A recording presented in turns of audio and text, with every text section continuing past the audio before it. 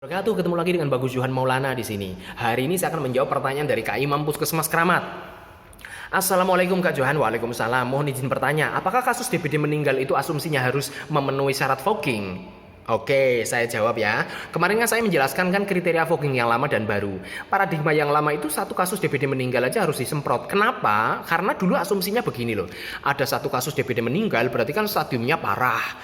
Parah itu berarti kan karena keganasan kumannya atau karena virulensinya tinggi gitu kan. Maka asumsinya berarti hasil PE-nya harusnya memenuhi syarat fogging, harus ditemukan penderita baru, harus ditemukan jentik dan sebagainya. Padahal teman-teman ya, beberapa kali kita PE kasus DBD yang meninggal, loh kok tidak ada jentik, loh kok tidak ada tambahan kasus baru ya, tidak memenuhi syarat fogging ya. Nah iya kan, beberapa kali kan kita menjumpai seperti itu.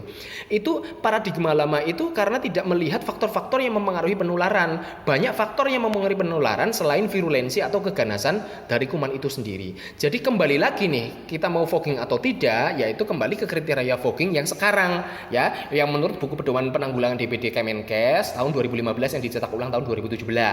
Jadi fogging dilakukan kalau ada penularan alias ada tambahan kasus dan adanya jentik.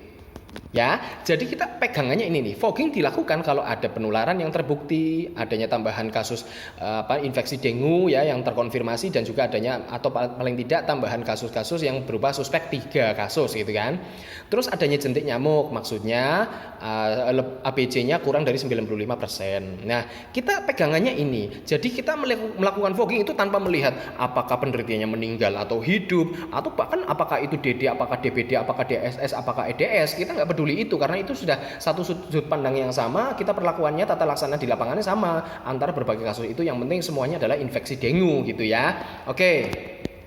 Lah, masalah hasil kita PE kok sudah dilakukan PE pada kasus DBD yang kematian kok nggak nemu tambahan kasus baru, kok tidak menemukan jentik dan sebagainya, ya itu sudah memang seperti itu di lapangan dan Anda sudah berusaha seoptimal mungkin memang penemuannya seperti itu. Jadi jangan merasa bersalah. Oh, berarti ini asumsinya harus ditemukan penderita baru nih, harus ditemukan jentik nyamuk nih karena kasus DBD-nya meninggal. Nggak harus gitu ya. Karena sekali lagi faktor yang mempengaruhi penularan itu banyak. Apa saja sih faktor yang mempengaruhi penularan?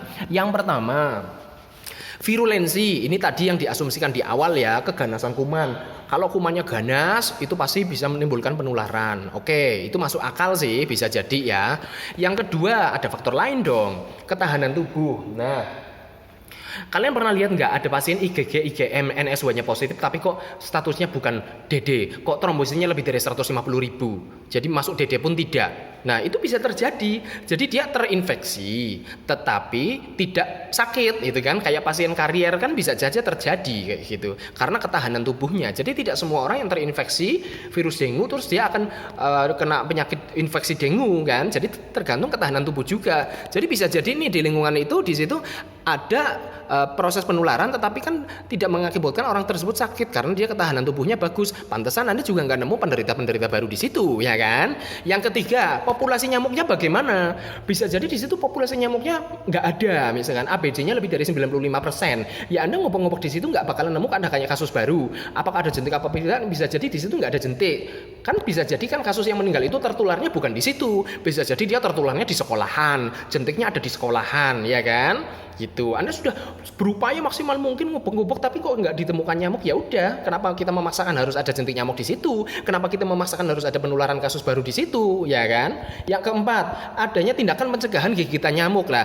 Mungkin pada suatu klaster di situ kok orang-orangnya misalkan sudah care, sudah awareness-nya tinggi, misalkan melakukan tindakan mencegah nyamuk, selalu pakai repelen nyamuk, obat nyamuk. Kalau mau tidur misalkan ada yang pakai kelambu, misalkan memelihara ikan, misalkan mengurangi gantungan baju di rumah, misalkan apalagi pencahayaannya bagus, udaranya bagus di lingkungan rumahnya, misalkan memelihara tumbuhan yang mengusir nyamuk ya, misalkan mereka melakukan tindakan pencegahan gigitan nyamuknya bagus, PSN-nya juga rajin, ya bisa jadi kan di situ tidak ada penularan dan tidak ada jentik. Ya ngapain kita memaksakan di situ harus ada tambahan kasus dan jentik ya. Yang berikutnya, pertolongan pertama ya, bisa jadi dia terinfeksi, mungkin dia sudah masuk ke gejala suspek atau masuk ke klinis ya, tetapi gara-gara pertolongan pertamanya bagus, kasih air minum kan, begitu ada demam orang tuanya tanggap nih, misalkan kasih air minum, terus kasih paracetamol, terus berobat ke dokter, segera diobati gitu kan. Bisa jadi pertolongan pertama ini kan akhirnya mencegah dari prognosis yang lebih buruk. Jadi akhirnya Anda juga nggak nemu-nemu pasien baru tambahan dari yang DBD meninggal itu, gitu ya.